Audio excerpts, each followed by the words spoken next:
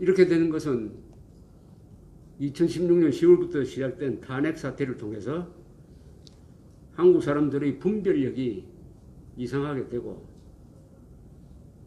드디어 좌파 정권이 집권을 하면서 국민들의 압도적 지지하에서 대북 정책을 평소에 생각했던 대로 집행한 결과일 뿐만 아니라 미국에서 트럼프 대통령이 미국의 가치인 인권, 자유, 법치를 무시하고 나토라든지 이런 동맹국가는 오히려 사이가 나쁘고 푸틴, 시진핑, 김정은을 또 두테르테라든지 에르도안이라든지 이 독재자를 좋아하고 해가지고 미국이 자유를 지키는 의지를 보여주지 않음으로써 세계적으로 지금 독재자들이 기승을 부리고 있는 세상을 만들고 말았습니다. 거기에 동북아시아에서는 미국과 중국의 대결이라는 기본적 구도하에서 남북관계가 진행되고 있는데 그동안 중국은 미국의 압력을 받아가지고 북한에 대한 경제 제재에 앞장섬으로써 상당히 효과가 있었지만은 그렇게 하다 해놓으니까 이게 김정은이가 미국하고 가까워지면 어떻게 되느냐? 미국과 지금 담판하려고 한다. 아이고 이 큰일 났다. 김정은을 다시 잡아야 되겠다. 그래서 김정은을 다시 불러들이고 세 번이나 만나고 코치도 하고 해가지고 북한, 중국이 과거의 동맹으로 돌아가고 말았습니다. 그리고 한국의 정부는 그런 김정은, 그런 중국과 보조를 같이 맞추고 있는데 이것을 견제해야 할 트럼프도 거기에 가세하고 말았습니다. 우리는 희망이 자유통일입니다. 자유통일로 나아가기 위해서는 김정은 3대 세습체제가 끝나야 합니다. 북한의 핵도 없어져야 합니다. 그 방향으로 가는데 굉장히 불리한 상황이 2중 3중으로 이루어졌습니다. 세계 정세가, 동북아시아의 정세가 남북관계에서 그리고 우리 국내에서 그래서 한국은 정통성과 정체성의 도전을 받고 있을 뿐만 아니라 국가 노선, 한미동맹을 기초로 한 해양문화권 노선이 도전을 받고 내부적으로는 자유민주주의 체제가 도전을 받고 있습니다. 노선이 바뀌고 동시에 국가의 성격이 바뀌고 있습니다. 바뀌는 중입니다. 사실은 바뀌는 중이에요. 두 위기가 한꺼번에 오고 말았습니다. 한꺼번에. 권력 관계로만 본다면은 중국 그리고 북한이 매우 유리한 위치에 있습니다. 권력을 갖고 있다. 대한민국은 자유민주주의적 권력이 없어졌습니다. 자유를 빼버리는 교육을 하겠다는 게 그게 바로 자유를 최고 가치로 여기지 않는다는 것이죠. 헌법에는 자유민주적 기본 질서가 최고 규범으로 되어 있으나 교육 현장에서 정권을 잡은 사람들이 그것을 없애려고 하고 있습니다. 거기에 저항할 수 있는 한국인들의 능력이 부족합니다. 분별력도 부족합니다. 권력은 아예 없습니다. 우호 세력도 주변에 없습니다. 미국에는 물론 있죠. 미국 사람들. 그러나 그 사람들은 정권을 가진 사람이 아닙니다. 트럼프는 우리 편이 아니라고 봐야 되죠. 자, 그럼 앞으로 어떻게 될 거냐? 앞으로 한국에서 전개될 것은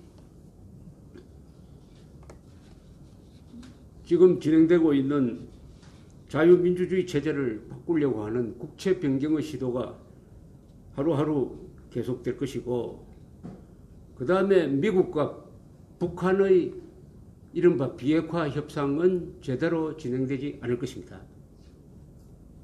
한국에서 일어나고 있는 이 체제 정통성 부정은 종국에 가서는 한국 경제를 망가뜨리게 될 가능성이 많습니다. 원자력 발전소를 백지화시킴으로써 이미 많은 문제가 발생하고 이게 결국은 산업용 전기값이 올라가는 것을 계기로 해가지고 한국 경제를 약화시키는 쪽으로 갈 것입니다. 산림훼손이나 하는 이런 부수적 부작용은 물론이고 경제가 어렵게 될 것입니다. 미국과 북한의 핵협상은 진전되기가 어려울 것입니다. 그러면은 거기에 대한 반작용이 생길 것입니다. 경제가 나빠졌을 때 국민들이 계속 이 정권을 지지할 것이냐?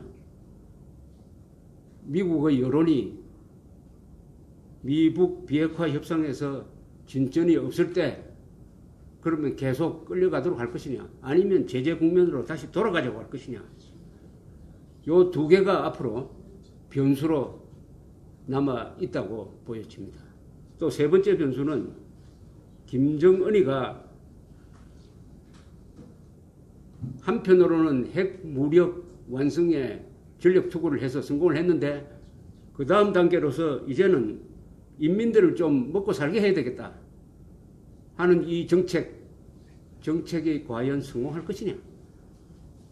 그렇게 할 경우에 체제를 상당 부분 개방해야 하는데 3대 세습 체제가 그것을 견딜 수 있느냐. 3대 세습 체제라는 것은 일종의 눈사람인데 눈사람이 난로가로 가면은 녹아버리잖아요. 눈사람이 난로가로 간다는 것은 체제를 개방하는 것이죠. 정보가 들어온다. 외국산들이 많이 들락날락한다. 미국이 북한에 대사관을 만든다. 이게 개방이죠. 그걸 과연 견딜 수 있겠느냐. 여기에 또 북한 정권의 아주 중대한 모순 하나가 있습니다. 북한 체제는 어떻게 유지되었느냐. 미국 식민지인 남조선을 해방하기 위해서 우리는 고생해야 한다. 즉 주적을 미국으로 두었습니다. 그런데 미국과 친해진다, 개방한다 해가지고 미국을 더 이상 적으로 볼 수가 없고 더 이상 미국 때문에 우리가 고생해야 된다는 이야기를 할 수 없게 될 때 과연 북한 주민들이 가만히 있겠느냐? 아니 미국이 우리를 도와주려고 하는데 우리 계속 미국이 원수다 해가지고 매주 총화하면서 미제의 각을 뜨자, 미제 성냥이들 이렇게 이야기를 하는 게 과연 먹히겠느냐? 그런 딜레마가 있습니다. 미국을 주적으로 두지 않으면 북한 체제는 계속 독재로 끌고 가기가 어려운 논리적 모순이 여기에 있습니다. 이렇게 말씀드리는 것은 겉으로는 김정은이가 트럼프를 갖고 논 것처럼 보이지만은 그것이 자기의 무덤을 파는 것일 수도 있다. 예컨대 김정은이가 트럼프를 농락하다가 트럼프가 어느 순간 내가 속았구나라고 벌컥 화를 내고 나올 때 그 다음 단계는 또 전혀 다른 차원이 이루어질 것인데 그 가능성은 좀 낮긴 낮습니다. 어떤 정치인도 자기가 한 정책이 실패했다고 고백하고 나오는 사람 없습니다. 한국도 그렇고 미국도 그렇습니다. 일단 깊은 함정에 트럼프가 빠졌어요. 여기서 어떻게 허우적거리느냐 하는 게 우리의 운명에도 큰 그림자를 드릴 것이라고 봅니다. 저 이야기는 여기서 정리를 하면서 앞에 제가 요약했던 것을 다시 한번 리마인드를 시켜드리려고 합니다. 북한 핵은 절대로 폐기할 수 없다. 협상장에서는 북한 핵의 목표는 체제 유지용이 아니고 통일용이다. 체제는 체제 통일이어야 한다. 연방제는 안 된다. 공산주의로 통일되든지 자유민주주의로 통일되든지 하나로 수렴해야 그게 진정한 통일이다. 남북한 대결의 본질은 민족사적 정통성과 삶의 양식을 놓고 다투는 타협이 절대로 불가능한 총체적 권력투쟁이다. 3대 세습 체제, 북한의 핵무기, 남한의 친 김정은 세력이 바로 민족 반역이고 자유민주 평화 통일을 방해하는 걸림돌이다. 김정은은 대화의 대상은 될 수 있을지만은 김정은을 상대로 통일 논의를 하는 것은 헌법 위반이다. 우리는 북한 동포를 우리 편으로 끌어들여야 한다. 그러니까 기본 구도를 김정은 세력 대 한민족 전체의 구도로 만들어야 합니다. 민족 반역자라는 것은 무슨 뜻이냐 하면 이게 제가 감정으로 하는 이야기가 아니고 우리 민족사 2000년 역사에서 동족을 가장 많이 죽인 자가 누굽니까? 그 사람이 일본인입니까? 중국 사람입니까? 김일성 3대 아닙니까? 500만 죽였잖아요. 6.25 300만 포함해가지고. 그럼 민족 반역자죠. 어떻게 이 민족 반역자와 손을 잡고 민족 자주 통일을 하겠다고 약속할 수 있느냐? 이런 민족 반역자와 어떻게 우리 민족끼리 민족 공조할 수 있느냐? 그러면은 스스로 민족 반역자와 같은 편이 되고 그렇게 되면은 8천만 민족의 적이 되는 것인데 그렇다면 좋다. 한반도의 정세를 민족 반역 집단 김정은과 거기에 동조하는 세력으로 나누고 그 반대편에는 남북한 민족이 한 덩어리가 되는 것. 이게 진정한 진짜 민족 공조다. 요거는 저의 생각입니다. 따라서 한국의 미래는 결정이 되지 않는 나라입니다. 많은 사람들이 한국 사람들이 자만했어요. 경제력이 50배니까 가만히 있으면 통일된다. 자유통일된다. 자만하면서 세 가지를 가르치지 않았습니다.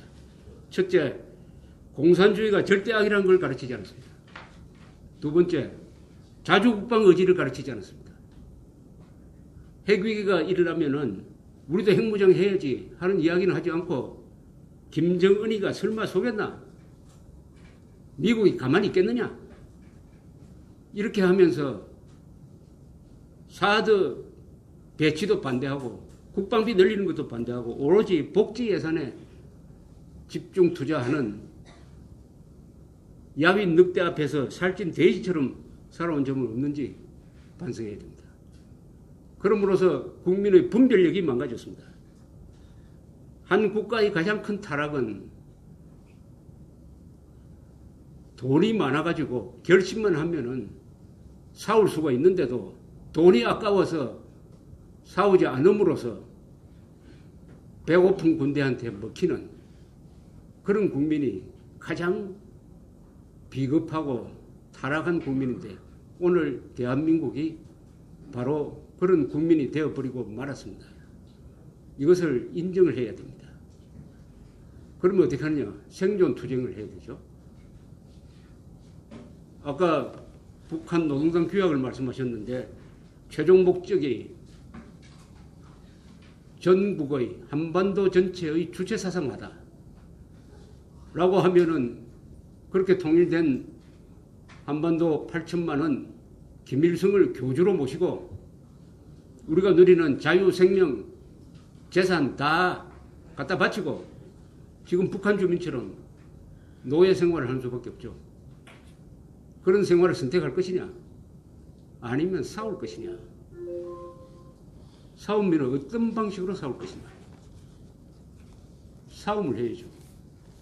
자유라는 것은 생명을 바쳐서 지킬 수 있는 유일한 가치입니다. 자유는 용감한 사람의 특권입니다. 자유는 용감한 사람만이 누릴 수 있는 특권인데 우리는 그동안에 미국의 도움으로 이승만, 박정희, 국군 이런 분들의 희생으로 그 자유를 공짜로 누리면서 자유는 싸워서 목숨을 바쳐서 싸울 수 있는 가치라는 것을 잊어버리고 말았습니다.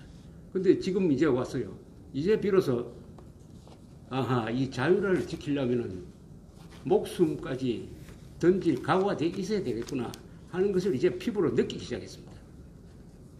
그런 결심을 우리 국민들이 하느냐 못하느냐 여기에 의해서 우리뿐만 아니라 우리의 미래, 가족의 운명이 결정될 것이라고 생각합니다. 처칠이 말한 대로 싸워서 지면은 다시 일어날 수 있지만 싸우지도 않고 항복하면은 영원히 끝난다. 지금은 자유를 위한 투쟁을 결심해야 할 단계이고, 그렇게 하려면은 우선 한국은 권력에서 총구가 나오는, 총구에서 권력이 나오는 나라가 아니고 선거에서 권력이 나오는 나라입니다. 국민 여론이 바로 서야 합니다. 국민이 정신 차려야 합니다. 맨 처음에 우리 김 회장님이 SNS, 핸드폰 말씀을 하시는데 그것도 유력한 방법입니다. 국민들을 각성시키는 것은 핸드폰, 유튜브를 이용한 1인 매체 시대가 왔어요. 여기 계신 분들, 여기서 보니까 다 유튜브를 만들 수 있는 분들입니다. 그것을 만들어가지고 하루에 100명이 보든 300명이 보든 영향력을 미치는 국민 각성운동을 시작하는 것이 걱정하는 것보다는 낫지 않을까 생각이 듭니다. 우파가 그동안에 잘못했던 것을 한꺼번에 다 막 고치고 반성하고 할 시간도 없습니다. 우선 매일매일 싸워야 합니다. 조직적으로 싸워야 합니다. 조직적으로. 그리고 분진 합격해야 합니다. 이 한국 국민들은 같은 병끼리 총질하는 데는 선수입니다. 적을 향해서 총질할 생각은 안 하고 자기들끼리 총질하고 아니에요. 그래서 이승만 대통령이 워낙 그런 민족성을 잘 알기 때문에 첫 마디가 뭉치면 살고 흩어지면 죽는다고 했지 않습니까? 대동단결이죠. 김정은에 반대하면 다 우리 편입니다. 대한민국에 반대하지 않으면 다 우리 편으로 봐야지 중도 보수 따질 시간이 어디 있습니까 지금. 힘이 많을 때 하는 거지, 한가할 때 하는 거지. 지금 보수라고 생각하는 사람들이 전 국민 중에 20%밖에 안 됩니다. 내가 진보라고 생각하는 사람은 50%를 육박하는데 나는 진보고 나는 보수고 너는 중도니까 안 된다. 이런 여유가 없습니다. 대동단결, 백의종군 분진 합격이 한국 애국 세력의 살 길이라고 저는